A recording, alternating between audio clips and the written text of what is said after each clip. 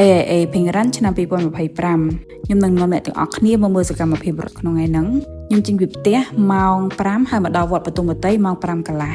ពេលមកដល់ហ្នឹងគឺគេ warm up សិន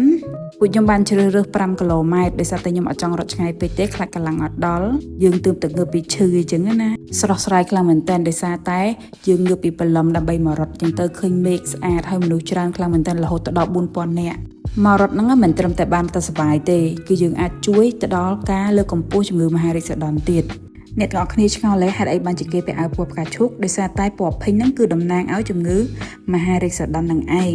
សម្រាប់ថវិកាដែលបានមកពីការលក់សំបុត្រហ្នឹងគឺយកទៅជួយអ្នកដែលកំពុងមានជំងឺមហារីកអរគុណខ្លាំងមែនទែនទៅដល់អ្នកចូលរួមទាំងអស់គ្នាក៏ដូចជាក្រុមហ៊ុន AIA គណៈកម្មការជាតិអូឡ িম্প ពិកនិងក្រុមហ៊ុនដៃគូជាច្រើនដែលបានចូលរួមដើម្បីឲ្យព្រឹត្តិការណ៍នឹងកើតឡើងអ្នកដែលខកខានក្នុងឆ្នាំហ្នឹងអត់បានទៅរត់ជាមួយគេទេអាចចុះឈ្មោះនៅឆ្នាំក្រោយទៅដោយសារក្រុមហ៊ុន AIA គឺគេធ្វើកម្មវិធី AIA ពេញរ៉ាន់ហ្នឹងជារៀងរាល់ឆ្នាំតែម្ដងវីដេអូក្នុងហ្នឹងគឺមានតែប៉ុណ្្នឹងទេអរគុណច្រើនបាយបាយ